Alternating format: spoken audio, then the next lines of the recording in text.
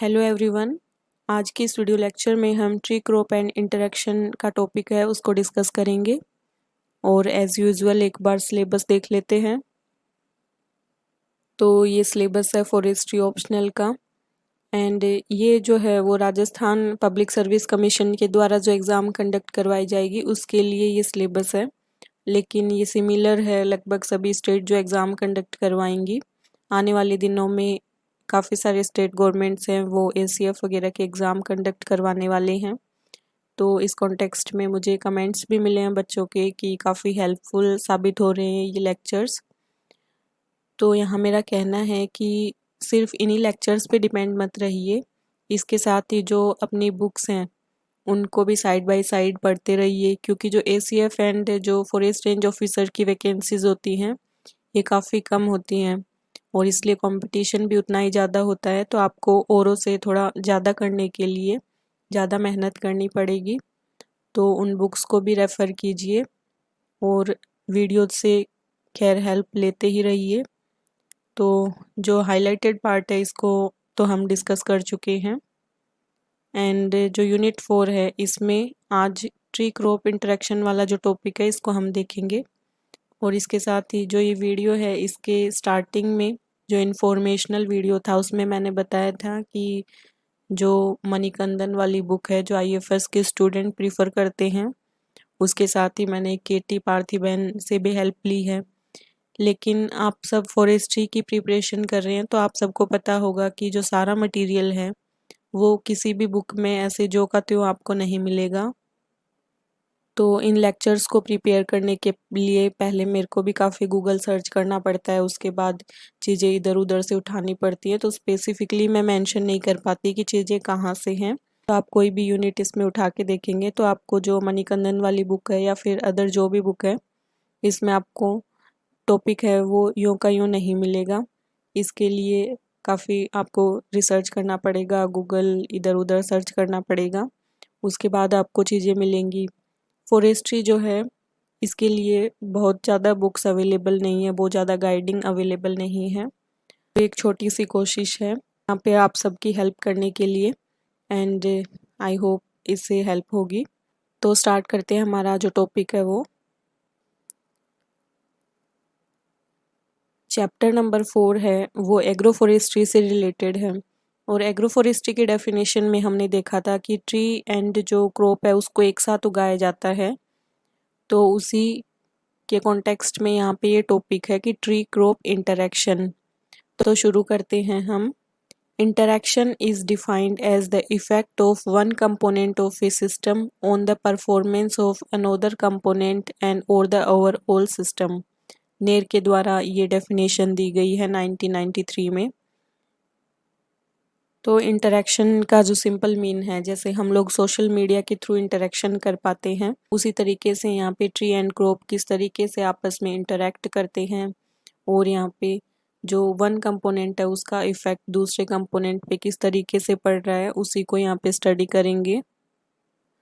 आगे दिया गया है कि जो ICRAF है यानी इसका दूसरा नाम है वर्ल्ड एग्रो फॉरेस्ट्री, ये एक इंटरनेशनल इंस्टीट्यूट है जो कि इसका हेडक्वार्टर नैरोबी केन्या में है और 1978 में इसको स्टार्ट किया गया था as International Council for Research in Agroforestry. तो ये थोड़ी एक्स्ट्रा इन्फॉर्मेशन है। तो यहाँ के जो रिसर्चर्स हैं उन्होंने ट्री क्रॉप इंटरेक्शन के लिए एक इक्वेशन है वो डेवलप की। तो आगे देखेंगे हम कि जो इक्वेशन डेवलप की गई वो कौन सी इक्वेशन है।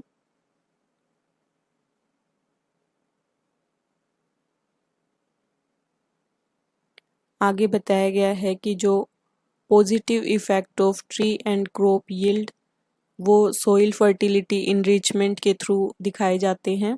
इसके साथ ही जो नेगेटिव इफेक्ट है यानी क्रॉप कंपटीशन के कारण जो नेगेटिव इफेक्ट पड़ते हैं इंटरेक्शन में उसको C से शो करते हैं।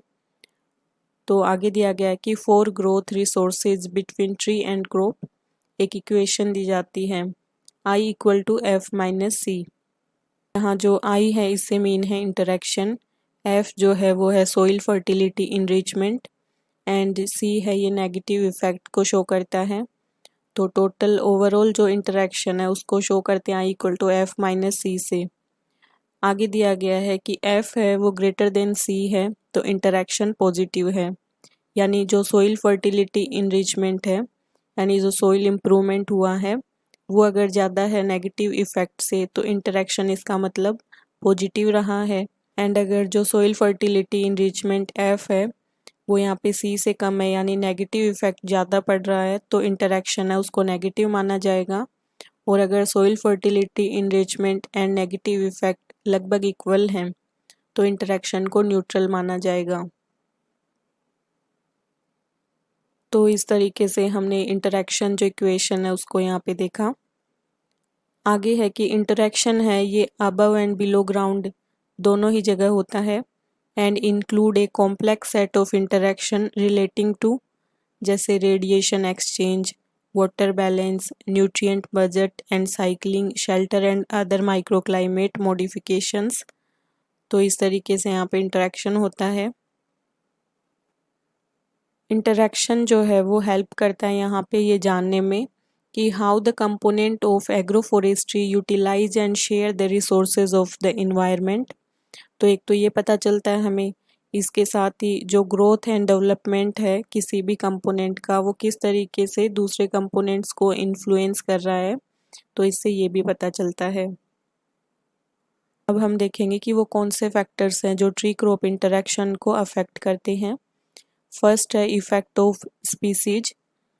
तो जो स्पीसीज हैं कि कौन सी स्पीसीज चूज़ की गई है ये काफ़ी हद तक यहाँ पे ट्री क्रॉप इंटरेक्शन को अफेक्ट करती है, यानी proper choosing of compatible tree crop combination ये इफेक्ट करता है। इसके बाद है effect of sunlight, light crown tree, either selection of shade tolerant crops और management of tree crop for reducing shade on agricultural crop. तो काफ़ी हद तक सनलाइट है ये अफेक्ट करती है। अगला है इफेक्ट ऑफ डेंसिटी, यानी number of trees per hectare, planting of tree eight optimum number of trees in A given area for reducing competition among crop and tree. तो इससे भी प्रभावित होता है कि अगर बहुत ज़्यादा ट्रीज लगा दिए जाएंगे तो उनमें जो आपस में कंपटीशन है लाइट वगैरह के लिए, वाटर के लिए, तो कंपटीशन बढ़ जाएगा, इसलिए जो ट्री क्रॉप इंटरेक्शन है वो प्रभावित होगा। नेक्स्ट है effect of age, at early stage of tree crop competition is minimal. तो स्टार्टिंग में कम है उसके बाद ज़्यादा होगा। And effect of site factors, तो site factors relates about the caring capacity of the site, site quality, तो साइट फैक्टर्स भी प्रभावित करते हैं। इसके बाद है effect of management, level of management for tree crop for benefits of agricultural crop और improving the total productivity of the system. तो इस तरीके से मैनेजमेंट है वो भी काफ़ी हद तक इफ़ेक्ट करता है, क्योंकि जो मैनेजमेंट प्रैक्टिसेस होती हैं उन्हीं में फिर काफ़ी सारी प्रैक्टिस की जाती हैं, प्रूनिंग वगैरह की, थिनिंग वगैरह की। तो अगर प्रॉपरली की जाएंगी तो ट्री क्रॉप जो कंपटीशन है या इंटरेक्शन जो है वो पॉजिटिव होगा। तो इफ़ेक्ट ऑफ मैनेजमेंट भी काफ़ी यहाँ पे हेल्पफुल है। नेक्स्ट है advantage of tree crop studies. इसमें फर्स्ट है चॉइस ऑफ स्पीसीज, तो इसमें हम सेलेक्ट कर पाते हैं कि कौन सी ट्री जो है वो कौन से एग्रीकल्चरल क्रॉप्स के साथ में पॉजिटिव इंटरेक्शन में रहती है, तो उससे हम जो ट्री एंड क्रॉप्स हैं उनको अकॉर्डिंगली चूज़ कर पाएंगे। नेक्स्ट है डिज़ाइन ऑफ एग्रोफॉरेस्ट्री सिस्टम, तो जो रोज़ हैं ट्रीज़ की वो पैरेलल होनी चाहिए या फिर कोसेंट्रिक रोज़ होनी चाहिए, तो इसके बारे में भी यहाँ पे पता चलेगा। And management of agroforestry system, degree of management की कौन से टाइम पे किस तरीके से क्रॉप है वो उगाई जानी चाहिए, वो सब यहाँ पे पता चलेगा। तो ये सब एडवांटेज हैं।